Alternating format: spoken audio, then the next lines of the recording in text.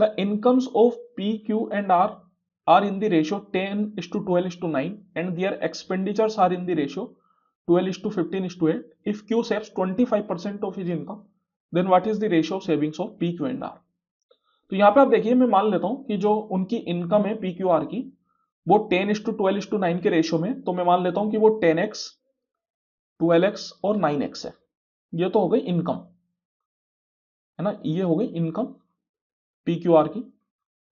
और इसी तरीके से जो उनका एक्सपेंडिचर है वो रेशियो है 12:15:8 में, तो मैं उनका जो एक्सपेंडिचर है वो मान लेता हूं 12y, 15y और 8y।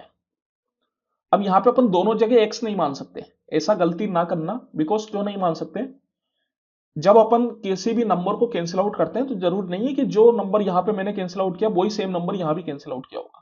नंबर दोनों जगह अलग अलग कैंसिल आउट हो सकते हैं। रेशियो में यही होता है, रेशियो में अपन हमेशा सिंपलेस्ट फॉर्म लेते हैं, तो बाकी जो कॉमन होता है उसको अपन कैंसिल आउट कर देते हैं। तो जरूरी नहीं है कि दोनों में सेम चीज कॉमन हो, कॉमन यहाँ पे कुछ और हो सकता है इनकम के केस में, और एक्सपेंडिचर के केस में कुछ और हो सकता है। दैट्स वाई यहाँ पे अपन को अलग अलग वेरिएबल लेने पड़ेंगे। इनकम में मैंने एक्स ले लिया, एक्सपेंडिचर में मैंने वाई ले लिया। अब सेविंग अपन जानते हैं, सेविंग क्या होता है, सेविंग होता है इनकम माइनस एक्सपेंडिचर। तो अगर मैं सेविंग निकालूंगा तो वो कितनी आ जाएगी, पी हो जाएगी 10x माइनस 12y, क्यू हो जाएगी 12x माइनस 15y और आर हो जाएगी 9x माइनस 8y। तो अब आपसे बोला जा रहा है कि क्यू जो है वो अपने इनकम का 25% सेव करता है।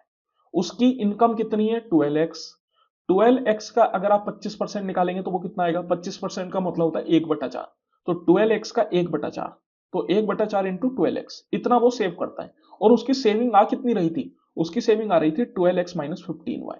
तो ये दोनों चीजें बराबर हुई, बिकॉज 25% सेव करता है, तो इनकम के हिसाब से अगर अपन 25% निकाले तो वो ये बनता है 1/4 इंटू 12x, और अपन ने जो सेविंग निकाली वो ये बनती है रेशियो के हिसाब से। तो दोनों चीज को इक्वल होना है, ऑब्वियस है। चलिए 4 से 3 बार में, तो यहाँ पे आप देखिए x और y के बीच में आप रेशियो निकाल सकते हो। ये 3x को मैं उधर ले जाऊं तो 12 माइनस 3 9x इक्वल टू हो जाएगा ये 15y, और फिर 3 से 3 बार में, 3 से 5 बार में। तो यहां से x और y का रेशियो अगर आप निकालना चाहें या फिर x/y निकालना चाहें तो वो आ जाएगा 5/3। अब आपसे बोला जा रहा है कि saving of P Q R, इनका रेशियो निकालिए। तो सेविंग ये है 10x minus 12y, 12x minus 15y और 9x माइनस 8y, ये अपने पास है। तो यहाँ पे अपन क्या करते हैं, सीधा x की वैल्यू 5 और y की वैल्यू 3 डाल देते हैं, बिकॉज यहाँ पे अपन रेशियो में बात कर रहे हैं तो कोई दिक्कत नहीं है। तो ये देखिए 10 इंटू 5 50 माइनस 12 इंटू 3 36, फिर ये 12 पंजे 60 माइनस 15 3 45, ये 9 पंजे 45 माइनस 8 3 24। तो यहाँ पे 50 में 36 गएंगे तो 14, 60 में से 45 घटाएंगे 15, और 45 में से अगर आप 24 घटाएंगे तो कितना आ जाएगा 21। ये फर्दर तो आपके कैंसिल आउट होएगा नहीं, तो यही अपना रेशियो बन गया 14:15:21, ऑप्शन नंबर 4। तो इस रेशियो में उनकी सेविंग होगी।